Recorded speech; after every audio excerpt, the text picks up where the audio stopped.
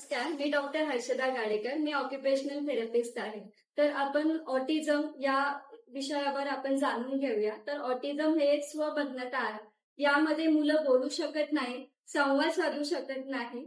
तर या मुलांना ऐकू येतं, पण ते रिस्पॉन्ड करू शकत नाही. त्यांच्या वयाच्या मुलांच्या बरोबर ते सहभागी होऊ शकत नाही. त्यांचं शेअरिंग इंटरेस्ट दाखवत नाही.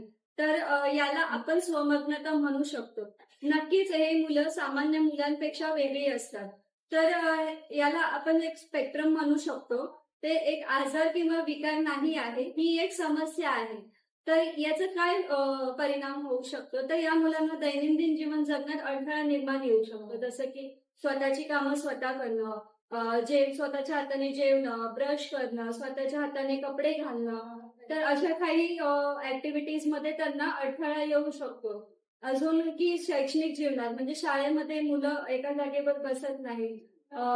काही मुलांमध्ये शेअरिंग इंटरेस्ट करत नाहीत. तर यामध्ये समस्या त्यांना पुढे जाऊन निर्माण होऊ शकतात. तर तुम्हाला पण असं वाटत असेल, तुमचा मुलगा 3 ते 4 वर्षाच्या खाली आहे, तुम्हाला हे तुमच्या मुलांमध्ये लक्षणं वाटत असेल, तर तुम्ही नक्कीच तुमच्या जवळच्या बालरोग तज्ञांकडे जाऊन त्यांच्याशी संपर्क साधा. ते तुम्हाला योग्य ते सल्ला देतील.